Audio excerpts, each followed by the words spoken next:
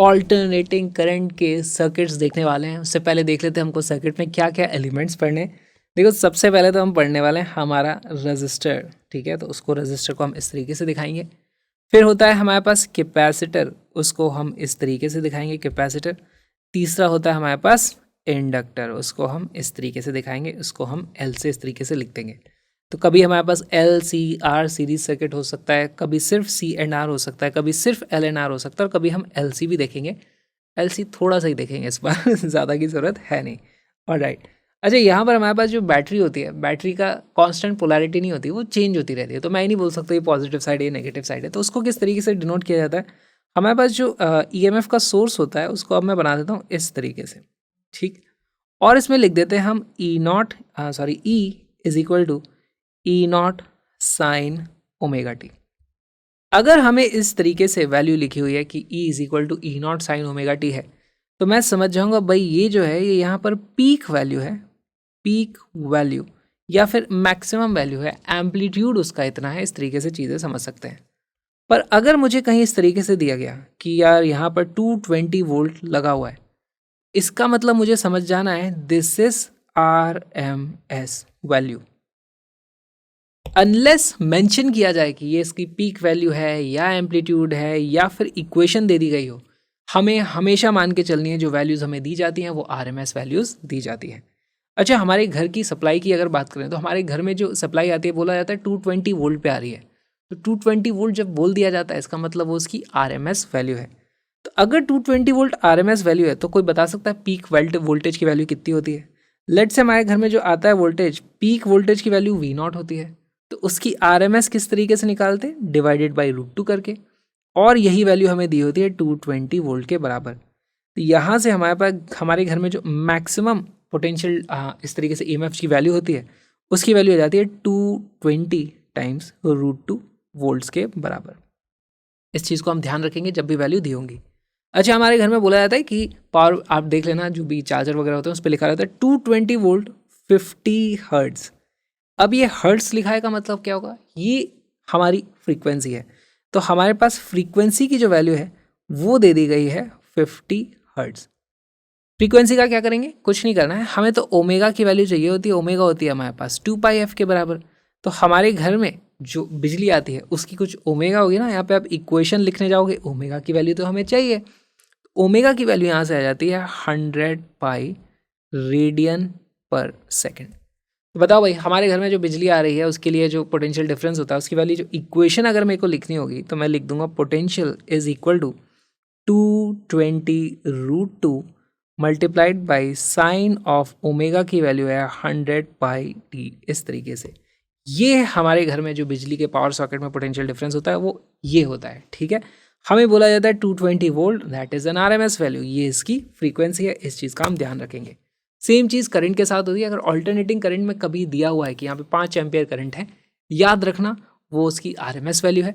Unless अलग से mention किया हुआ हो कि इसकी मैक्सिमम वैल्यू इतनी आती है, इसका एम्पलीट्यूड इतना, अनलेस ऐसे क्लियरली स्पेसिफाई किया हो, हम हमेशा आरएमएस वैल्यू लेके चलेंगे।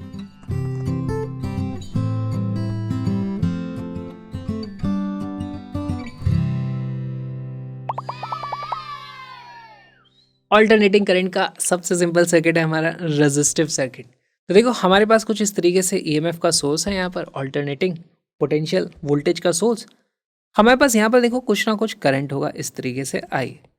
अब सवाल उठता है मैंने इस तरीके से आई का डायरेक्शन कैसे बना दिया, करंट तो चेंज हो रहा है, कभी इधर कभी इधर कभी इधर कभी इधर। तो यस, वो चेंज हो रहा है, तो आई की वैल्यू अपने आप नेगेटिव आ जाएगी, हमें घबराने की ज़रूरत नहीं है। अब देखो इसके अक्रॉस कुछ पोटेंशियल डिफरेंस होता है। अगर यहाँ करंट होता है तो हम लिख देंगे इस पर्टिकुलर केस में हमारे पास V is equal to I R के बराबर होने वाला है। तो यहाँ पर देखो V यानी कि जो भी पोटेंशियल इसके अक्रॉस लगा रखा है वो कितना है, उसकी वैल्यू है E naught sine omega t will be equal to I times R. यहाँ से मेरे पास करंट की जो वैल्यू आ जाती है वो आ जाती है E naught divided by R sine of omega t. और इसी को लिख सकता है हम I is equal to I naught sine omega t. अगर ई नॉट हमारे पास इसकी पीक वैल्यू थी वोल्टेज की, तो आई नॉट हमारे पास करंट की पीक वैल्यू मिली है। इस तरीके से आपको चीज़ों को याद रखना है। अब एक और चीज़ आती है, ऑल्टरनेटिंग करंट में हम जब एनालिसिस करते हैं तो हमें फेजर्स का यूज़ करना पड़ता है। फेजर्स का यूज़ करना पड़ता है, उसमें हम देखते हैं कि कौन आगे चल रहा है कौन पीछे चल रहा है, कुछ ना कुछ फेज डिफरेंस होता है, ये चीज़ें हम चेक करते हैं। यहाँ पर देखो हमारे पास पोटेंशियल भी साइन ओमेगा टी था, करंट भी आया वो भी साइन ओमेगा टी है, यहाँ पर नो फेज डिफरेंस है ना, इन फेज उसको बोला जाता है, इन फेज विथ वोल्टेज। ठीक है, कुछ हमने वोल्टेज लगाया उसके इन फेज है, current is in phase, there is zero phase difference. तो इसको देखो किस तरीके से इसके फेजर्स बना लेते हैं। मान लो हमारे पास यहाँ पर इस तरीके से हमने कुछ पोटेंशियल लगाया था, उसकी वैल्यू थी ई नॉट, और फेजर है मतलब E naught sine omega t, basically यहाँ पर इस तरीके से घूम रहा है, ओमेगा से इस तरीके से हमारे पास फेजर्स घूमते रहते हैं, ये ओमेगा से घूम रहा है। तो हमारे पास जो करंट का आएगा इसी की दिशा में विदाउट एनी फेज डिफरेंस, इसको मैं बोल दूंगा ये है आई नॉट। दोनों इस तरीके से घूम रहे हैं, जब ई नॉट की वैल्यू कुछ कम हो जाएगी तो आई नॉट की वैल्यू भी उसी तरीके से कम होगी। इस तरीके से हम चीज़ों को देख सकते हैं।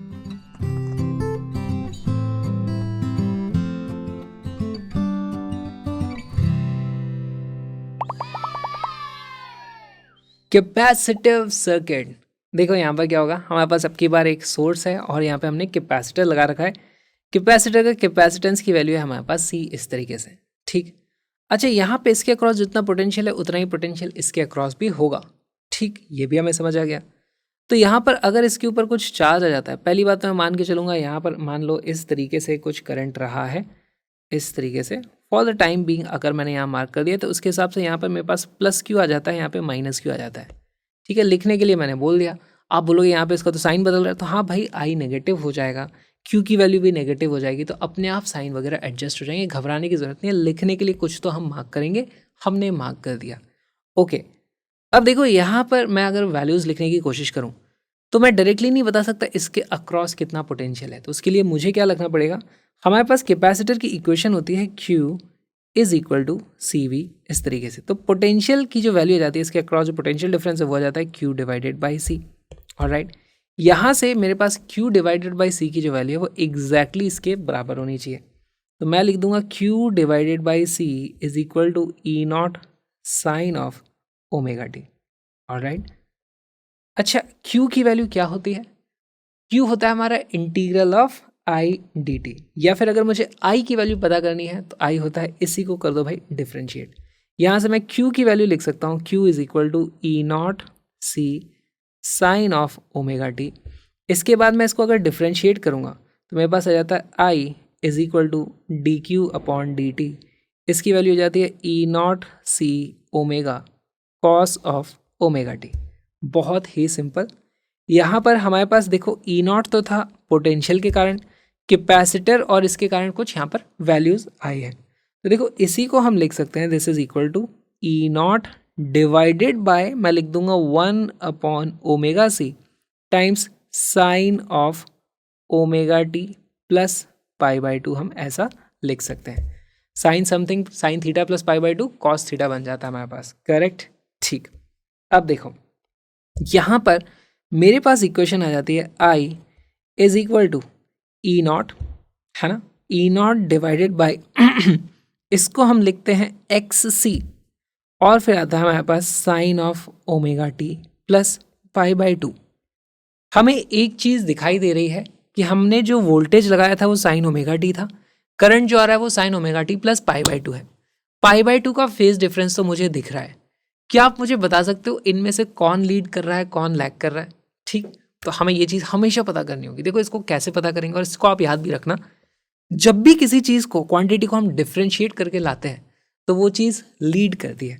यहाँ पे Q को डिफ्रेंशिएट किया है, यानी कि हमने इस तरीके से जो ई नॉट लिखा था उसको डिफ्रेंशिएट किया है, तो यहाँ पर I डिफ्रेंशिएट होकर के आया, तो I विल लीड। यहाँ पे इसको याद रखना, I leads V by pi by two, इस चीज़ को हम हमेशा ध्यान रखेंगे। ठीक, दूसरी चीज़ जो हम चाहते हैं यहाँ पर हम इसको कंपेयर करें हमारे रेजिस्टेंस वाले उससे, जो हमारे पास फॉर्मूला था रेजिस्टेंस में हमारे पास क्या था, I was equal to E naught upon R था। वहाँ पे हमारे पास रेजिस्टेंस हमारे करंट को कम करने की कोशिश करता था। यहाँ पे एक XC करके टर्म हमने बना दी है जिसकी value actually 1 upon omega C है। इसको हम बोलते हैं कि भाई ये कैपेसिटर के कारण कुछ रिएक्टेंस, रेजिस्टेंस तो नहीं बोल सकते, वो वर्ड तो ऑलरेडी ले रखा है यूजर नेम किसी ने, तो उसको हम बोलते हैं reactance. XC is equal to capacitive reactance, और इसकी जो वैल्यू हो जाती है वो आ जाती है 1/ω/c के बराबर। देखो अगर फ्रीक्वेंसी बढ़ेगी, है ना, इसकी फ्रीक्वेंसी में बढ़ाऊं तो मेरे पास ओमेगा की वैल्यू बढ़ेगी, ओमेगा की वैल्यू बढ़ेगी तो मेरे पास रिएक्टेंस की वैल्यू कम हो जाएगी, और रिएक्टेंस की वैल्यू कम हो जाएगी तो मेरे पास करंट की वैल्यू बढ़ेगी। इस चीज़ को ध्यान से समझो, फ्रीक्वेंसी बढ़ाओगे तो करंट की वैल्यू बढ़ रही है। सेम कैपेसिटर के लिए कैपेसिटेंस तो हमने चेंज ही नहीं किया, तो इसका मतलब हमारे पास अगर हायर फ्रीक्वेंसी है तो इजीली करंट पास हो सकता है, लोअर फ्रीक्वेंसी है तो फिर हमारे पास करंट पास नहीं होगा, उसको पास होने में मुश्किल होगी।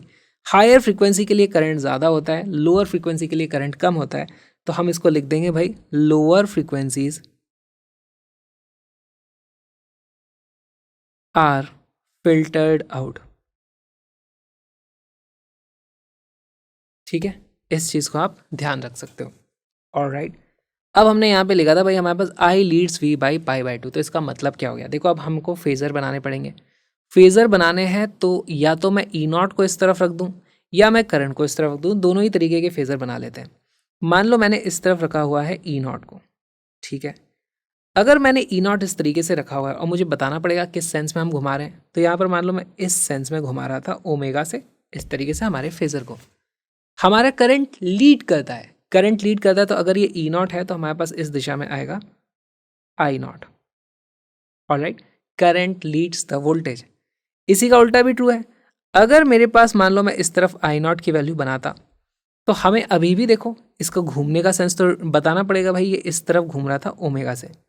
हमेशा करंट लीड्स वोल्टेज इन कैपेसिटिव सर्किट, तो यहाँ पे हमारे पास वोल्टेज पीछे रह गया, मैं इस तरीके से बना दूंगा भाई E0 पीछे रह गया, इनके बीच में 90 डिग्री का एंगल रहना ही रहना है, इस चीज़ को हम देख लेंगे। और एक चीज़ यहाँ पे मैं लिखना भूल गया, ये जो वैल्यू है यही होती है हमारे पास I0 की वैल्यू। और एक चीज़ लिख देंगे, हमारे पास I0 की जो वैल्यू आती है I0 is equal to E0 divided by XC। XC होती है हमारे पास कैपेसिटिव रिएक्टेंस। ये हो गया हमारा प्योरली कैपेसिटिव सर्किट, बहुत ही सिंपल है। हमें XC निकालना आना चाहिए जिसकी वैल्यू होती है 1/ω/c, बहुत इंपॉर्टेंट। दूसरी चीज़, हमें ये चीज़ एकदम पता होनी चाहिए, कैपेसिटिव सर्किट में करंट लीड करता है, इसको याद रखना। Q की वैल्यू हम लिख सकते हैं Q is equal to CV, इस तरीके से। Q को डिफ्रेंशिएट करते हैं तो I आता है, जो चीज़ डिफ्रेंशिएट होकर आती है वो हमेशा लीड करती है।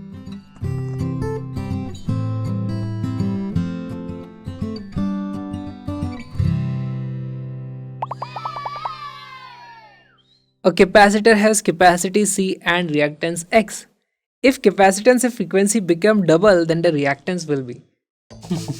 बहुत ही सिंपल सा सवाल है, वीडियो को पॉज करो, क्वेश्चन को सॉल्व करो।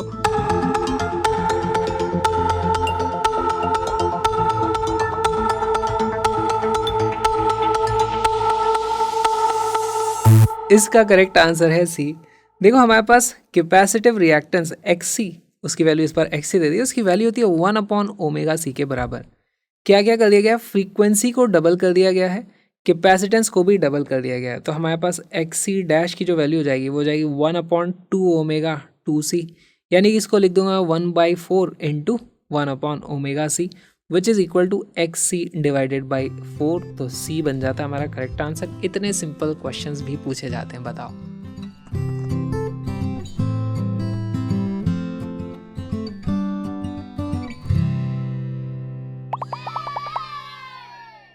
A 40 microfarad capacitor is connected to 200 volt 50 hertz AC supply. The RMS value of the current in the circuit is nearly. अब देखो यहाँ पे बहुत ही अच्छा सा सवाल है। पहली चीज़ तो आपको XC की वैल्यू निकालनी है। हमारे पास जब भी V0 की वैल्यू होती है तो हम यहाँ से I0 की वैल्यू निकाल लेते थे, कैसे? इसको XC से डिवाइड करके। अच्छा, ये पीक वैल्यूज़ हैं दोनों, और दोनों साइनोसाइडल फंक्शन है। अगर मैं दोनों को ही 1/√2 कर दूं, दोनों को ही 1/√2 कर दूं, तो ये मेरे पास फिर RMS वैल्यूज़ बन जाती हैं। तो हमारे पास RMS के लिए भी सेम रिलेशन आ जाता है। वीडियो को पॉज करो, क्वेश्चन को सॉल्व करो।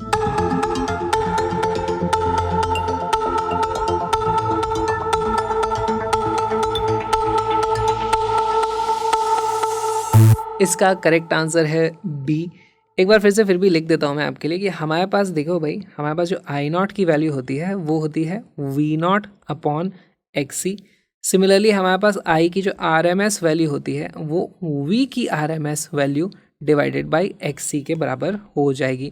कई बार क्वेश्चन में घुमा फिरा दिया जाता है, एक की RMS वैल्यू दी जाती है, दूसरे की पूछ ली जाती है पीक वैल्यू, तो वहाँ पे ध्यान देना √2 का फैक्टर आ जाएगा कहीं ना कहीं। ठीक है, इस चीज़ पे हम ध्यान देंगे। अभी तो हमसे दोनों RMS वैल्यूज़ की बात की गई है। पहले मैं पता कर लेता हूँ भाई मेरे पास XC की वैल्यू कितनी है। XC की वैल्यू होती है 1/ω/c के बराबर। और राइट, यहाँ पर 50 हर्ट्ज दिया हुआ है, तो ओमेगा की वैल्यू कितनी हो जाएगी 1/2πf। मैं इसको लिख देता हूँ, कैपेसिटेंस एज इट इज़ है। वैल्यूज़ अगर मैं रखूँगा यहाँ पर, तो यहाँ पे नहीं रखते, एक काम करते हैं डायरेक्टली फॉर्मूले में रखते हैं। हमारे पास XC की वैल्यू आ चुकी है। IRMS पूछा है मुझसे, IRMS is equal to VRMS की वैल्यू दी हुई है मेरे को 200 वोल्ट। ये जो 200 लिखा है कहीं नहीं मेंशन है कि ये पीक वैल्यू है, यानी कि ये वोल्टेज की RMS वैल्यू है। ठीक है, 200 डिवाइडेड बाय XC करोगे तो ये हमारे पास सारे के सारे ऊपर आ जाएंगे, इंटू 2π। फ्रीक्वेंसी की वैल्यू दी हुई है 50, इंटू कैपेसिटर की वैल्यू दी है 40 माइक्रोफैरेड, 40 इंटू 10⁻⁻⁶। बस अब इसकी वैल्यू कैलकुलेट करनी है। देखो 2 इंटू 50 तो हमारे पास 100 हो जाता है, हमारे पास फिर वो 4 इंटू 2 मिल करके हो जाता है 8, तो वैल्यू जाती है 8 इंटू 10⁻, यहाँ पर -6 था, फिर यहाँ पर 100 था और ये 100 था, तो 4 हो गए, एक इसकी है 5, तो ये आ जाता है मेरे पास -1 इस तरीके से, और साथ में यहाँ पर पाई भी है। दिस इज इक्वल टू 0.8 पाई के बराबर। और इसकी वैल्यू जो आने वाली है, अब ये देखो हमारे पास आ जाएगी समथिंग ऑफ कितना आ जाएगा, ये 3.14 है, तो अप्रॉक्सीमेटली 2.5 के आसपास वैल्यू आती हुई दिख रही है, तो B becomes our correct answer. ये जो छोटा सा वीडियो आपने देखा है, एक छोटा सा हिस्सा है प्यारे से सुंदर से कलरफुल से क्रैश कोर्स का, जिसमें 11th और 12th दोनों के सारे कॉन्सेप्ट्स को कलरफुल ग्राफिक्स के साथ हम विजुलाइज भी करते हैं और सारे तरह के प्रीवाइक्यूज को इंक्लूड करके बहुत ही ज़बरदस्त प्रैक्टिस भी करते हैं। Link is in the description, colourful PDF भी आपको वहीं मिल जाएंगी, सारी की सारी अभी डाउनलोड करो और हम मिलेंगे स्ट्रक्चर्ड तरीके से फुल सिलेबस कोर्स में। आ जाओ, मिलते हैं।